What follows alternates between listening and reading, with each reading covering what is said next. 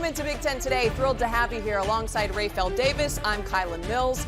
It is a Monday edition of Big Ten Today, and we are kicking off a very special week here on the Big Ten Network as it is Coaches versus Cancer Suits and Sneakers Week, which is a partnership with college basketball coaches and the American Cancer Society to try to put a stop to that horrible disease. We're going to be talking about it all week long. Of course, you can donate and find other ways to get involved, but just an awesome way for these coaches and teams to get involved in making a difference. Oh, it's big time. I loved playing in the hammer down cancer game at Purdue when you're playing for such a great cause. My grandfather lost his life a couple of years ago to cancer. So to see the coaches galvanize when they normally are competing, going at each other's throats, to see those guys come together for a bigger cause. This is what we go to play college basketball for. This is why we're in this industry. I love when the coaches come together like this. As a part of that, you'll also see coaches on the sidelines wearing suits and sneakers, as the name would imply, as well as us here. We had to do it in solidarity, right, Rafael? What kind of sneaks you got on? All white forces for sure. You can never go wrong with the classic all white. There we go, yes. And the camera down. Always. I've got some kind of Air Force One spin-offs, but a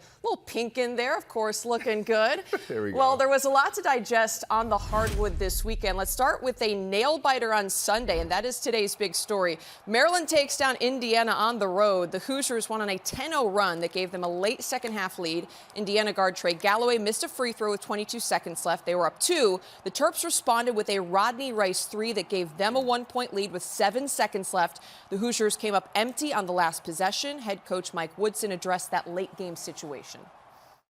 Well, they went to zone, and then when we went underneath out of bounds, we had a play for Miles to come off because we knew that they would switch to big, and he didn't. He never came off. So, but that, being said, we had our opportunities. We had a foul to give, which we talked about in the timeout, and didn't give it. And so that was huge. I mean, you got to make plays down the stretch, and I got to get them to understand that. And, we missed a big front end of a 1-and-1 that could have put us back up 3 or 4. I mean, it's just the little things that we didn't execute coming down the home stretch. Let's start with a finish to that game because it was quite dramatic. Maryland comes down the floor with a chance to tie or take the lead. It looked for a second like that might have been a broken play. Yep. Jacoby Gillespie gets into the paint, almost looked like he lost it, but somehow it ends up transpiring in that they get the three-pointer.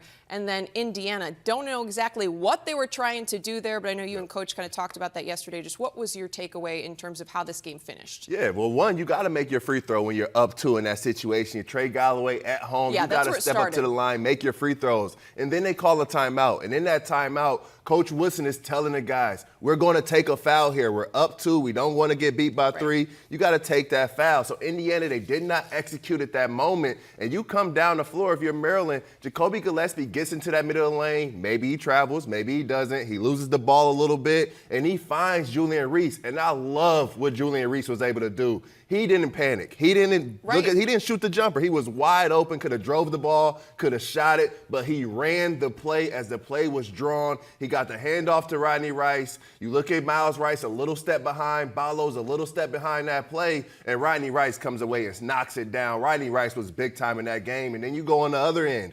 They get a timeout. They draw up a play. Yep. Miles Rice is supposed to come off of Malik Renew on a ball screen.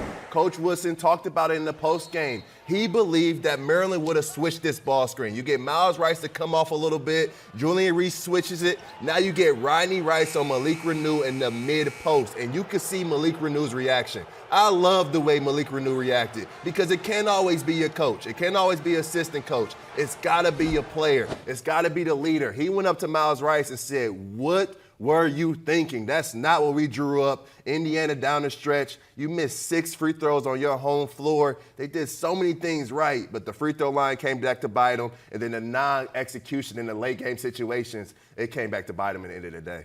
Going back to the Terps, though, you have to give credit to the guard play. Going back to their last win, it was Julian Reese and Derek Queen who got it done down low. Now they find another way to win with the outside shooting. Maryland shot 50% from beyond the arc in this game. 12 of 24. I mean, that's just an impressive number. And this is a team that was at the bottom of the Big Ten in three-point shooting just one season ago. What's changed? It's the guard play. You look at what Coach Willard was able to do in the transfer portal. Yeah. He not just gone out and get players. He got guys that fit the system, skilled guards that can knock down shots. And you look at Maryland in this basketball game, which is why I believed a month ago that they could be one of the better teams in the conference because they beat you with their bigs at Illinois. 52 points, 23 rebounds. And at Indiana, it's all about the guard play. You think of Jacoby Gillespie, Rodney Rice, Selton Miguel, combined for 56 of Maryland's 79 points, and they made all 12 threes. Jacoby Gillespie with 9 assists, Selton Miguel knocked it down, Rodney Rice with the game winner. Maryland is a team that they can beat you inside, they can beat you outside. When these guards are going, when they're scoring the ball, when they're playing confidently, they could beat anyone in the country. They go along with the best front court in the country in Derek Queen and Julian Reese. This team is figuring it out. And you go on the road in this league, which they struggled to do, they did the things necessary to win. They took care of the basketball. They took good shots. They took care of the glass. 13 offensive rebounds to 13 second chance points. That's how you have to play when you go on the road. And then their guards showed up. Maryland now 6-4 in Big Ten play, so slowly climbing up the standings. Some iffy play here in 2025. But do you still believe the Terps could finish at the top? Oh, yeah. I go Michigan State. I go Purdue. Okay. I go Maryland. All right. That's my three. Then Strong you got statement. Michigan, you got Wisconsin, or vice versa, whatever you. But Maryland, they're right there in that mix because they figured it out. They don't get a lot of production off their bench, but when you have a starting five as strong as Maryland's, you're in the game against anyone. Well, you brought up another team expected to finish at the top of the standings in Illinois. They won the Land of Lincoln battle against Northwestern, got some revenge after a tight loss to the Wildcats in overtime back at the beginning of December. The Illini got after it on the boards. They had a lot of offensive balance. What stood out to you about the way they played in this one? The defense, the toughness, and the heart that they play with. You can see from the very start of the game, the jump ball, Illinois forces a turnover. 10 seconds into this ball game, they're diving on the floor. They're getting loose balls. They're getting deflections.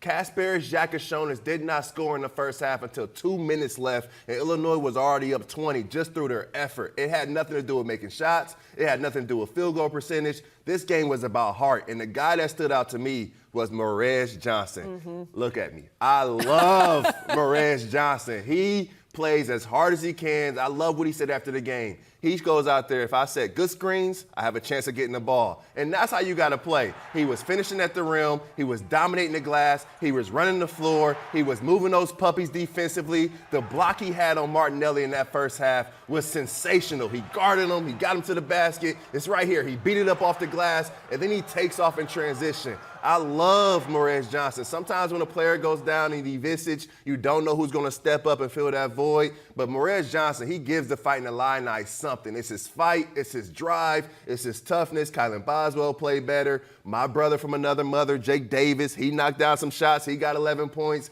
Illinois, I know they like the analytics. They like to shoot a bunch of threes. They like to get up and down.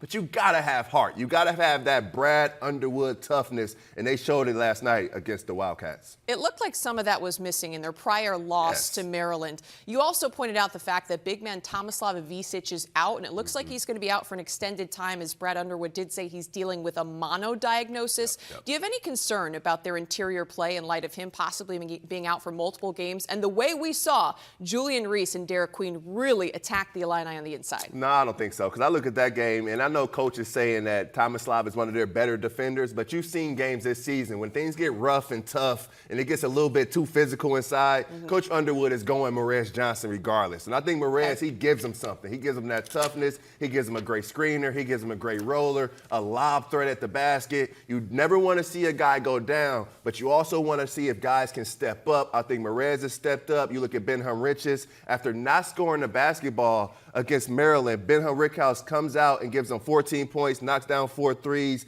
He has to be a guy that they could depend on. In that Maryland game, he was getting taken advantage of inside, but he didn't flip it on the offensive end. He's got to be able to knock down shots to be able to, if a team takes him inside and tries to take him to the woodshed.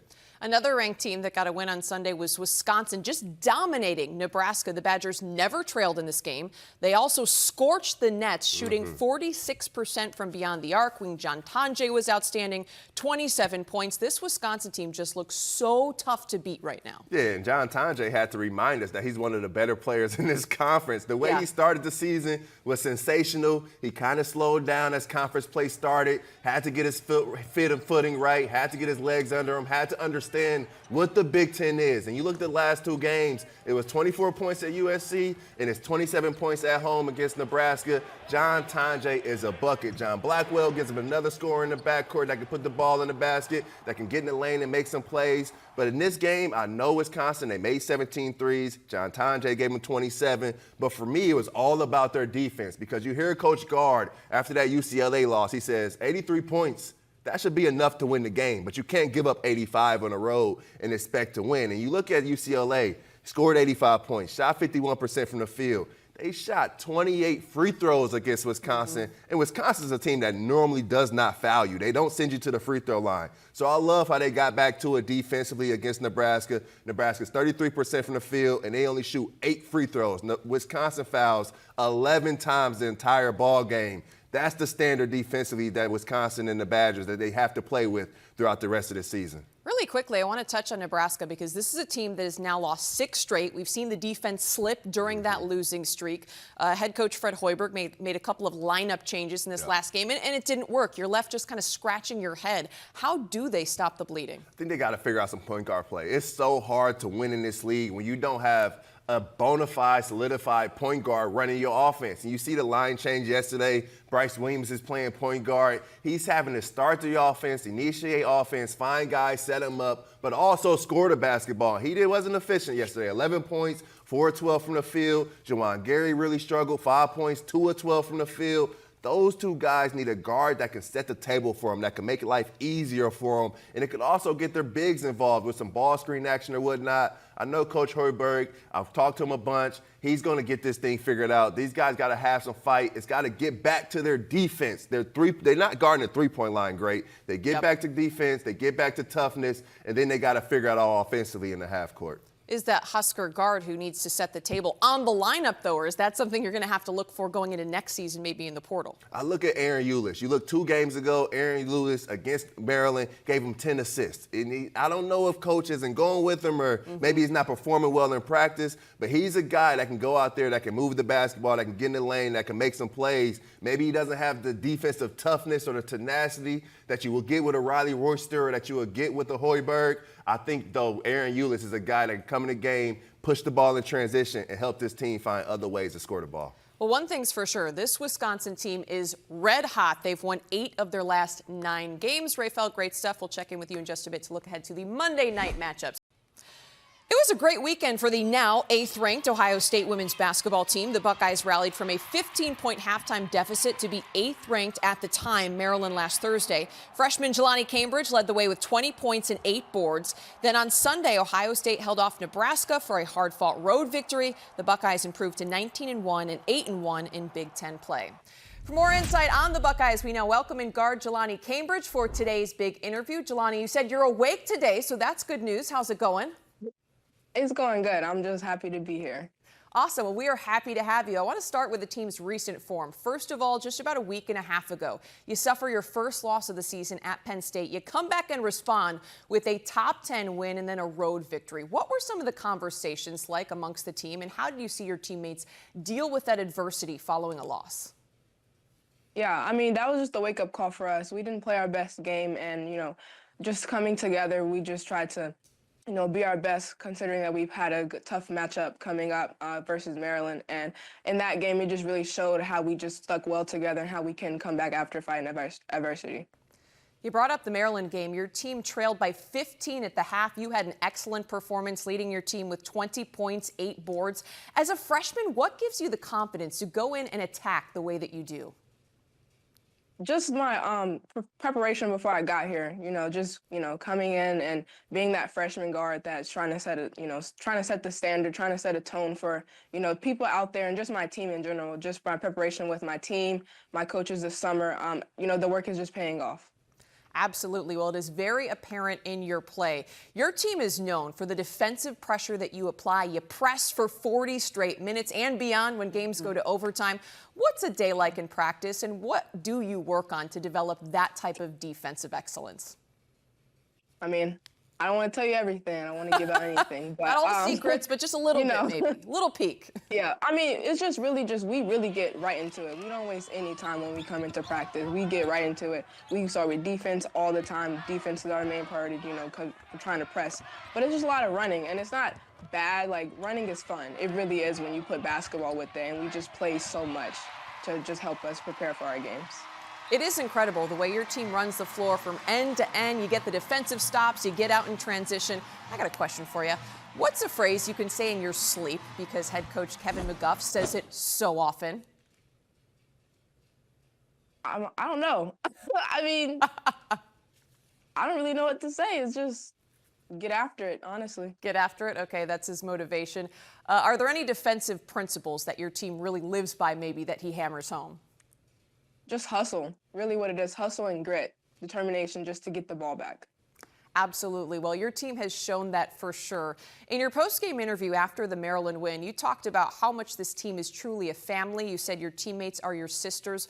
Why is it that there's such a special environment in this Ohio State program?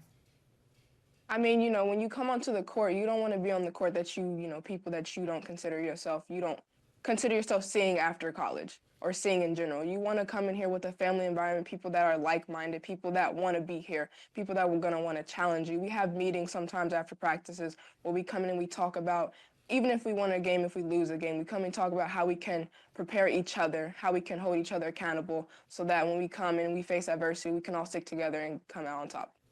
Well, in addition to your teammates being like family and like sisters, you have an actual sister on the roster in Kennedy.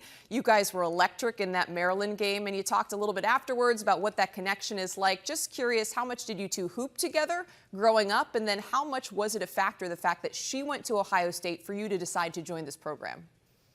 Yeah. Well, there's seven of us in our family of siblings, and, right out the womb, we just really started playing basketball. So we've been playing ever since we were little girls, played against each other sometimes in elementary school, played against each other in middle school, played with each other in high school, just so much that, the chemistry, it just got even better once we got to college. And once she, got that offer to come here, I was like, man, this is going to be really hard. But, just her being here just made everything more better.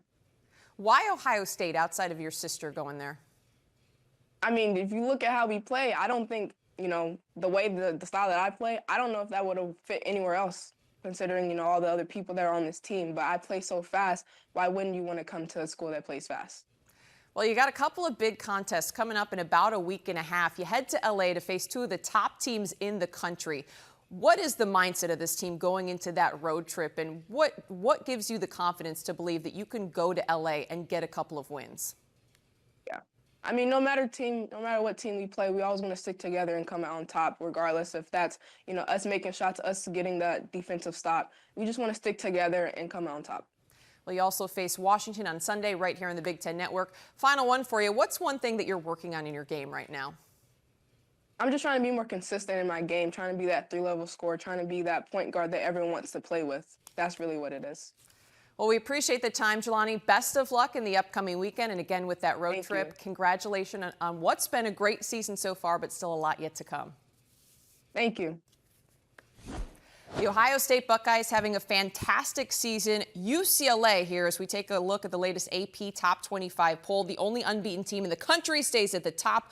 Ohio State, though, up 4 spots from 12th to 8th after those big wins this past weekend. Maryland fell to the Buckeyes, so they're now down to 14th. They were previously 8th, but they have been dealing with the absence of Cheyenne Sellers, the team's second leading scorer. A lot to look forward to. Michigan State also jumping up to 16th. They earned a huge win over the Michigan Wolverines. A lot of great women's hoops to come here in the coming weeks. Speaking of the Buckeyes, a storybook ending comes to a close for the Ohio State football team as they are your college football national champions. The school's national championship celebration took place on Sunday at Ohio Stadium. We got to hear from coaches, players, and more as they looked back on the journey to the top. Here are some of the best moments from that celebration. The story is not just the fact that we're hoisting these trophies. That's the what. The power is the how and the why it happened. It's the fight and resiliency that defines us. This team is now legendary in Buckeye lore. Congratulations, young men. And no matter where you are over the next year across the globe, when you hear someone say, OH, you say, and you better know that the best damn team in the land resides right here in Columbus, and the national championship trophy is back where it belongs in the great state of Ohio. In the fourth quarter of a tie game, Will Howard converted on 4th and 2, only to get tackled by the 20-yard line on his way into the end zone. On that play, obviously, I knew that we were going to score, and I wanted to take some time off for the defense. That's what I was doing. I was thinking ahead, you know? And I'm just so blessed that I got to share this with all of you, all my brothers out here, my coaches, my family out here in the stands, and my family, that is all of you, Buckeye Nation and the state of Ohio. I love you guys, man, and I'm a Buckeye forever. Go Bucks. We have some other football news to get to that relates to the Bucks. Penn State has officially named Jim Knowles as the program's next defensive coordinator. Knowles spent the last 3 seasons as the DC at Ohio State, leading the best defense in the country by most measures to a national championship. Knowles is a Philadelphia native, so some local ties. He replaces former DC Tom Allen, who left for the same role at Clemson. Jim, how many times have we said it? Let's say it together. Dual mean wrestling. After a scoreless first period, Vanessa took a 2-0 lead. After that, it was all Rich Lovitz. The major decision for the Cornhusker. Mitchell Messenbrink putting on a show here in Lincoln. And the Nittany Lions have now won 64 straight dual meets. What a night of wrestling. If that didn't get you pumped up, guess what? Shane Sparks will, and he is here now in Big Ten Today to talk all things Big Ten wrestling. First, I got to know, Shane, do you use any caffeine, or is that just all natural energy that you have 24/7? When it's wrestling season, it's all natural. I mean, this is what I love to do. I love this sport. It's the best sport in the conference. Big Ten has won 17 straight NCAA Division I national wrestling titles, and it's only getting better. It's incredible. Well, let's start with one of those teams that has been dominant in the national scene, and top-ranked Penn State rolls 13th-ranked Rutgers this past weekend, 35-3. They earned 4 technical falls. What did you see from the Nittany Lions? They're just the team to beat right now. It's pretty much what we see every time they take the Resolite. This is a bonus point machine. I talk about it all the time, Kylan. Watch the scoreboard. The scoreboard takes a deep breath when Penn State comes to the mat. 4 more tech falls. Shane Vanessa, really nice bounce back at 149. Then you have Mitchell Messenbrink at 165 doing what he does. Every contested match he's had this season has resulted in a tech fall. Carter Starachi got a tech fall. And then at 197 pounds, I've been watching wrestling a long time. I have never seen the barrage that I saw from Josh Barr in the third period in a 0-0 match against an All-American and John Poznansky. That was insane. I have a hard time describing that level of pace, pressure, and excellence. That was the match that I was going to ask about because it was outstanding. A redshirt freshman, Josh Barr, 7 takedowns and 1 escape in that third period. How have you seen him develop as the season has gone on, and what was it that got into him in that third period? This guy's a savage, for lack of a better way to say it. I mean, he's That's a great very way to say talented at Penn State. They have so much talent. They do a great job developing them. They get a great culture. I've been watching him this season, and he is just constant pressure, just wrestles and wrestles and wrestles. But when you put up 22 points in a minute 40 in a 0-0 match, I mean, that is how you break a guy. And he just kept on putting points on the board until he got that tech fall. Every time I watch Josh Barr, I'm just impressed with his courage, his confidence. He's a great kid, but you get him inside that circle, he turns into somebody else. Absolutely. Savage was a great way to put it, by the way, Shane. Penn State, certainly the team to beat. They've got a tough one coming up, though, against Iowa, and we're going to talk about that match later on in the show. Let's move along to 6th-ranked Nebraska, handing 22nd-ranked Michigan their worst loss in 15 years. They also came out and beat Michigan State this weekend, so that's just a really nice response for this Huskers team following last weekend's dual loss to Penn State. In the Big Ten, you got to have a short memory. Yeah. Penn State's really good. I mean, the reality is there's no shame in falling to Penn State. Mark Manning has done a phenomenal job in Lincoln. This is a really, really, really good Nebraska team, and they take a Michigan team on that's had a lot of success the last 5-6 years under Sean Bormet. They're maybe a little bit down, but Nebraska went in, imposed their will. Really big match at 141 with Brock Hardy. Got a major decision over Sergio Lemley. They win 8 matches, 7 bonus point wins. They get a couple of pins. Antrell Taylor's been really good at 157. And then Caleb Smith at 125 put a cherry on top. He got a pin at 125 to end it. Another guy that I really like how he's wrestling right now is Jacob Van Dee at 133. He really got things going, igniting that spark, so to say, for the Cornhuskers. And then, as you mentioned, they go to East Lansing, take care of the Spartans. Nebraska's in really good shape. They got Wisconsin next week. 2 weeks, they'll have a showdown with Iowa. Looking forward to that one. But Nebraska, very balanced team, and they got some hammers.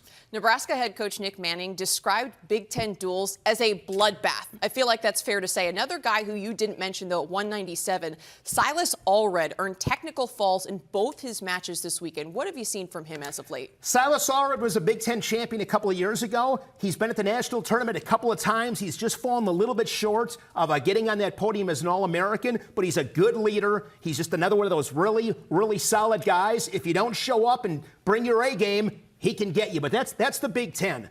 This conference, Kyle, bloodbath. It is.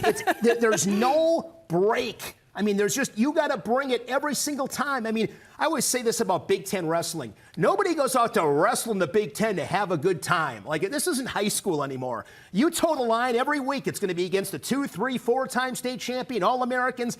They don't care. You are there to win. You're there to perform, and I love it. My favorite thing about this sport, when 2 guys toe the line, this is a Terry Brands quote, when 2 guys toe the line, that is when you have yourself a dogfight.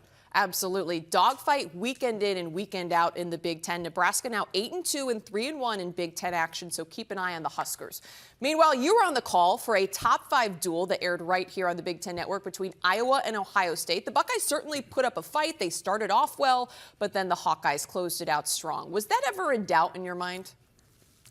I was the favorite, but again, I've been doing this long enough where I don't get surprised anymore. Yeah. I mean, these guys are all good. They're all dangerous. 125, Joey Cruz. Jim Gibbons, my broadcast partner, said 10 seconds, and he goes, look at how Cruz came out. Body language, hard ties, really setting the pace. That was a nice win for him at 125, knocking off Brendan McCrone. No Drake Ayala, kind of one of the stories this week to pay attention to.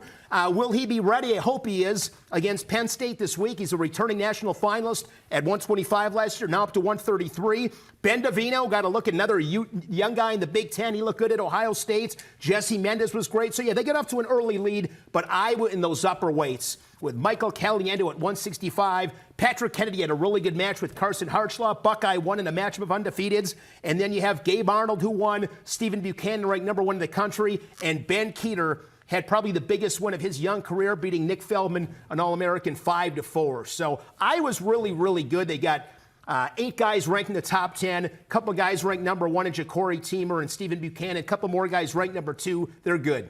You brought up the injury bug that has impacted the Iowa Hawkeyes. 133, junior Drake Ayala, no clear timeline for when he might return. But then at 157, top-ranked Ja'Cory Teamer back in the lineup after more than 2 months out. How do both of their statuses affect the Hawkeyes' outlook moving forward? Well, they got to have both those guys. If they want to get to where they got to go, you got to get those guys. You just don't replace Drake Ayala and Ja'Cory Teamer. It was great to see Teamer back in. It had been 9 weeks. November 23rd, in Carver, Hawkeye against Iowa State suffered an injury. Out, as you mentioned, for a couple of months. He looked good. He wrestled Sammy Sasso's, I think, the best story maybe in college wrestling. Ohio State, well documented. He was shot in attempted carjacking. He's back. 2-time national finalist, 2-time Big Ten champion for Ohio State. But Teamer was just too much. Super explosive. Looking forward to watching him against Penn State. And hopefully they get Drake Ayala back. You got to have those guys. But I would say this too, Kylan. The way that wrestling is, it really comes down to March. the Big Ten championships and the NCAA championships, and you are not going to compromise their health just for a dual meet in, as important as it is, in late January. Well, the Hawkeyes are still doing just fine, 9-0 on the season and 3-0 in Big Ten play, despite a couple of those key injuries. Well, it was a great weekend, a lot of great matches. We're now going to go to your weekend podium. Who are your top 3 wrestlers from across the conference and what we saw this past weekend? Well, I saw some great performances, and I'm going to give a lot of love to the big guys this week. We're going to start in Iowa City. Love for the big guys. I mean, these heavyweights, they're incredible. Ben Keeter, and again, this is where you got to have the short memory. Last week, he's wrestling Luke Luffman of Illinois, and he falls to Luffman. Now he comes back on Saturday against Nick Feldman. Feldman, higher ranked, he's an All-American, and Ben Keeter found a way to get it done. Great atmosphere. Comes out to Man in the Box by Allison Chains. The place was up for grabs. That was a big win for Ben Keeter, and that's where you learn what somebody's made out of. Because I'll be honest with you, and again, I don't make picks, and there's a reason for it, because I don't know who's going to show up. But if I'm being real honest, I probably would have picked Nick Feldman to win that match, and Ben Keeter shows up, and he got it done. That was a great performance. We talked about before with Josh Barr at 197 from Penn State. That was just an incredible display of pace. 0-0 at the start of the third period, gets the quick escape, scores 7 takedowns in 1:20, puts 22 on the board again. This guy's hanging 20 pieces on the scoreboard every time he's out on the mat. That was a huge win to see him do that at 197. And then I got to go to the big guy in Piscataway. This was so cool to see yesterday. One of the best dual meets all season long. Watched it on Big Ten Plus. Came down to the final match of the dual meets. Luke Luffman, who I mentioned before, Yaroslav Slavakovsky, he beats him in overtime 4-1. It was 15-15, but on total points criteria, Rutgers edges Illinois, one of the biggest wins in recent memory for Rutgers. Check this out with Scott Goodale. This guy gets the Gatorade bath. He's over there with his wife, playing Natasha Bennyfield inside Jersey Mike's Arena. What a combination that is. But what a great win. Scott Goodale's done such a really good job there, and he's as good of a guy as you'll ever meet. It was great to see that win in Piscataway, because Jersey Mike's Arena, Kylan, I'm going to get you to a wrestling match sometime at Jersey Mike's. And I'm telling you, they do as good of a job as anybody marketing wrestling. A lot of those guys are from New Jersey. The crowd and that team, they feed off each other as well as any place in the country. We got to get you to Jersey Mike's. All right. Are you paying for the plane ticket? I will pay for the plane ticket. All right, we will get here you there. we go. All right, then I'm all on board. We're going to Piscataway. A great environment. Sold out Jersey Mike's Arena, by the way, as you brought up. Just a great crowd, and they have done an exceptional job. The Rizzler was on hand, by the way. Great, you great saw that, observation, absolutely. The social media sensation. So everyone's getting in on the Big Ten wrestling action. We step aside for a quick break, but great news, Shane isn't going anywhere. A top 2 showdown is coming your way here on BTN on Friday. Shane has keys to Iowa Penn State when we return.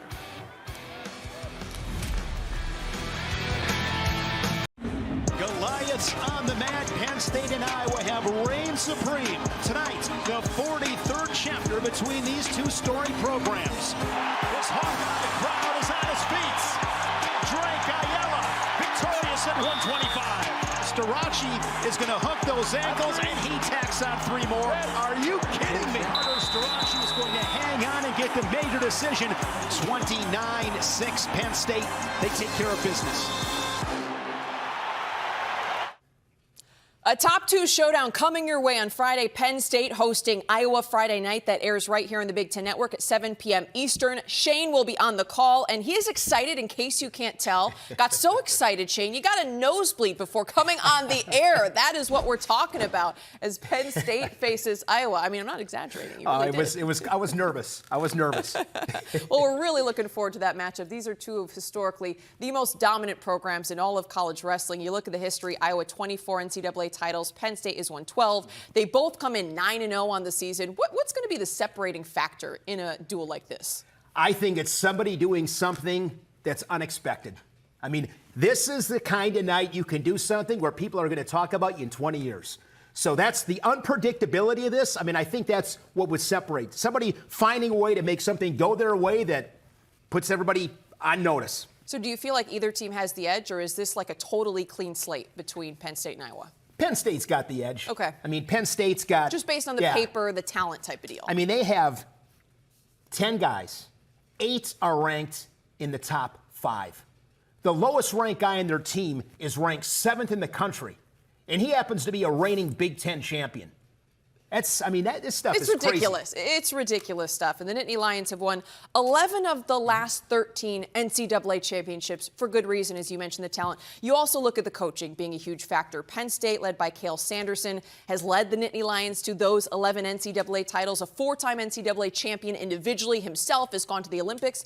And Iowa head coach Tom Brand, same. Just the resume is so impressive. A 5-time Big Ten Coach of the Year, 3-time National Coach of the Year. What are you looking at in terms of the coaching matchup and the type of role that will play in this duel? These are two of the premier programs in college wrestling history, as you mentioned. Oklahoma State's got the 34 national titles. Iowa's got 24. And now Penn State's got 12. Cale Sanderson's won 11 of those. Yep. Since 2011, only Ohio State's won a national title besides Iowa and Penn State. These coaches are great. They've been around a long time. They've done a lot of winning, both individually. They have great coaching staffs. They got great talent on their rosters. I think at this stage of the game, both these coaches, the work is pretty much done. Now it's you bring your 10, I'll bring my 10. We'll meet you at the flagpole at 3:30. We'll handle this like men. That's what's going to happen in the Bryce Jordan Center on Friday. Well, that's what I was going to ask. What role does a coach play in trying to prepare their team for a meet like this? Yeah, with Penn State, it's pretty well documented, pretty calm, cool, collected. When comparing the two, and there's more than one way to skin a cat. They're both extremely successful, different personalities. Cale Sanderson, they talk about gratitude, opportunity, being just really thankful to be there and the opportunity to compete. He's pretty calm, cool, collected. Tom Brand's, in comparison to Cale Sanderson, pretty intense guy, but the results speak for themselves. Both those guys and their personalities gel within their programs. They're both very successful, and this is going to be a great night at college wrestling. It's one of the best nights of the year. It'll be sold out. Bryce Jordan Center, they do a great job marketing that dual meet. Big Ten Network will be there. Hopefully we'll set some records on Friday night. Absolutely. And regarding the coaching matchup, you'd imagine with the talent and the maturity of these wrestlers, you don't have to do a lot to motivate them, and you certainly don't have to do a lot to get up for a dual meet like this. Absolutely not. This is why you go to Penn State. This is why you go to Iowa. This is why you wrestle in the Big Ten. You don't shy away from this stuff. I talked about it before. This is what you want. You want the best guy. You want to challenge yourself. You want to grow. You want to learn stuff about yourself. This is as good as it gets. It doesn't get any better than this. I respect Division I wrestlers. I respect anybody that wrestles in college, any athletes in college. But when you are a wrestler in the Big Ten, I'm telling you, you are built different. When you look at the weight classes going into this one, you mentioned someone who's built different is going to have to do something special. What are a couple of the classes that you're maybe specifically watching where you feel like something could go down? This is going to be, you're smiling. It's going to be spectacular because I could talk about all 10 of them. Sure. Because he's with all 10. 149 stands out to me. Shane Van Ness and Kyle Parko at 149. These two met at the national tournament in 2023. Shane Van Ness won. 149 is a big one for me. 157, Ja'Cory Teamer ranked number 1 in the country at 157. He's a returning NCAA finalist, fell to Levi Haynes, who's now up at 174 for Penn State. Penn State has Tyler Kasak. He's up from 149, and he's a guy that last year at the NCAA tournament lost in the first round and came back to take third. Tyler Kasak, Ja'Cory Teamer at 157. Can't wait for that one. Michael Caliendo and Mitchell Messenbrink at 165. Messenbrink's gotten the better end of that in their 3 matchups.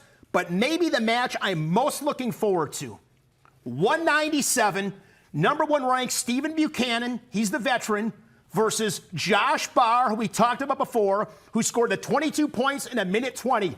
Barr and Buchanan, Friday night. I can't wait to watch those two guys get after it. I'm ready to run through a brick wall. Let's go. We've talked a lot about the domination of Penn State, but I also want to touch on Iowa. They're coming off a season where they were not happy with the finish in any regards. 4th place in the Big Ten Championship, 5th place in NCAAs, and some lower finishes than we've seen in the last 5 to 6 years from a really good Hawkeye program.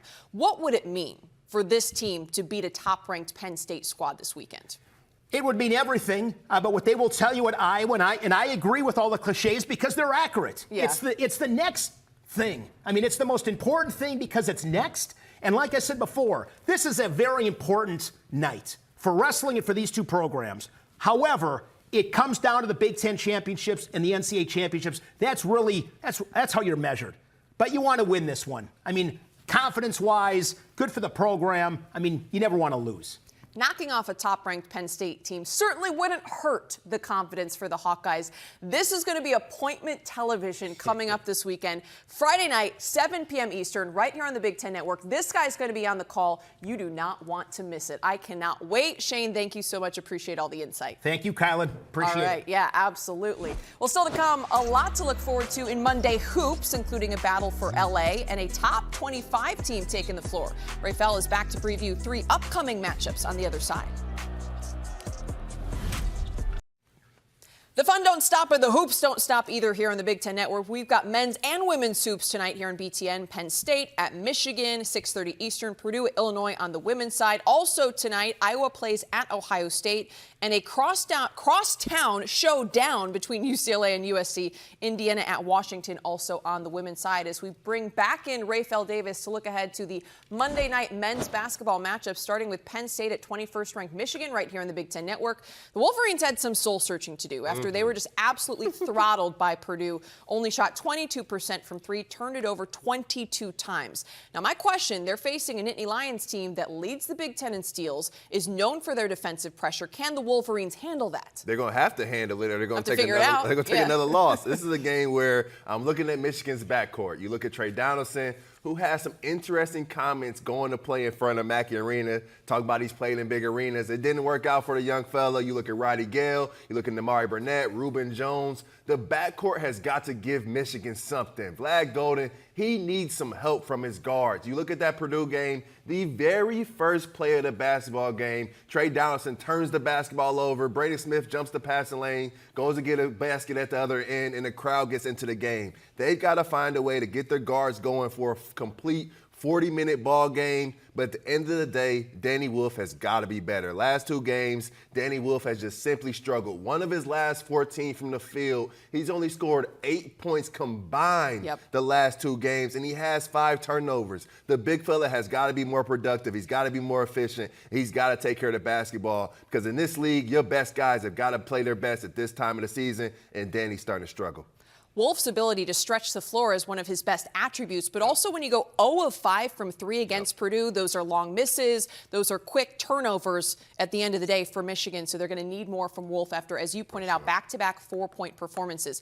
How about Penn State? I do want to mention they're missing forward Puff Johnson, who's out for a while, according to head coach Mike Rhodes last week. How does that impact the Nittany Lions? Is there anything else you're watching for in this upcoming game? It impacts him offensive rebounding-wise. It impacts him a guy that can shoot the basketball from deep. But I'm looking at Ace Baldwin. In this league, like we just talked about, your studs got to play like your studs. You look at Ace Baldwin in the game at Iowa. It wasn't his best contest. 7 points, 3 turnovers. He's got to be productive every night. Ace Baldwin Jr. is not allowed a night off in this league. He's got to be a guy that could depend on to score the ball at a high level. Nick Kern is playing better. Yannick Koenig-Niederhauser is playing better. Ace Baldwin, the head of the snake, he's got to get him started. But then you look at it at Iowa, 5 for 22 from the three-point line. Iowa makes 11. That's the difference in the game. How about a battle for LA? UCLA at USC after a horrific start to 2025. The Bruins are back on track, 3 straight wins. Meanwhile, a couple of big offensive outings as well, which is something that needs to be pointed out. USC starting to come together under head coach Eric Musselman. And in my opinion, Desmond Claude has emerged as one of the best players in the Big Ten. Not just in the Big Ten, in the country. Okay, Desmond Claude, we're going to go that far. He's figured it out. I'm going all the way with my guy Desmond Claude, for sure. Claude, one of the best in the country. You look at the last 4 games. Desmond Claude's averaging over 22 points a game. He's getting to the free throw line 7 times per game. He's knocking them down. He's finding that fine line between when do I share the basketball, when do I attack. He has been outstanding. And now going along with Wesley Yates, the sensational freshman in the backcourt, it's giving USC something. It's giving Desmond Claude another guy that got some wiggle off the dribble, that can go make a play off the bounce for someone else, but can also score the basketball. You look at Abo, he's back to his natural spot and shooting the basketball from deep. But this USC team, they figured it out, scoring the ball, taking good shots. They're getting production. And then I look at UCLA on this winning streak. They're playing my guy, Adai Mara, big fella. Yes, that was the number one thing that has changed. For sure. No, big fella's averaging 17 points over the last 2 games, 3.5 blocks, 6 rebounds, giving them a tough inside presence. And then Sky Clark is playing better. Last 3 games, Sky Clark is averaging 12 points a game. He's knocked down 8 threes. I think the development of Sky Clark and the big fella giving him those minutes and letting him produce, I think that's been the biggest difference. It's going to be really interesting to see how USC handles Adai Mara. Yes. Should he play on the inside? Because the Trojans are a team that likes to go small. Yep. How do they deal with that? There got to be a group effort on the glass. But I will tell you, Rashawn Agee is a grown man playing college basketball. And I know Mara's 7'3", but he don't have that oomph that Agee has down low. I like Agee in that matchup just a little bit. He has emerged, Agee has, really confident in his recent play. Iowa at Ohio State. The Buckeyes earned one of the more surprising results last week in ending Purdue's 26-game home win streak. Buckeyes snapped a 3-game skid in that one. What are you watching in terms of the Hawkeyes at the Buckeyes? I look at Micah Parrish. He's coming off 2 of his better games of the season. It was 19 points in the loss to Indiana, but it was 22 big points and some daggers in Mackey Arena. You look at Bruce Thornton, he needed some help in some backcourt. You look at Devin Royal, he needed some help. You know those 2 guys are going to produce, but if Micah Parrish is going to play at this level, don't give up on the Buckeyes yet. Those dudes are dangerous. That's going to be a fun one to watch. Got a question for you. How many sneakers you got, Rafael? Oh, I've worn the same size. You're a fashionable dude. I've worn the same size since I was 13. So I'll probably have over 100, 200, 300 pairs. 100? Okay, well, I'm expecting a lot from you then in suits and sneakers week. Oh, yeah, gonna bust them out. Uh-oh, all right. Well, we appreciate you joining us for Big Ten Today, and we will see you next time with our sneakers.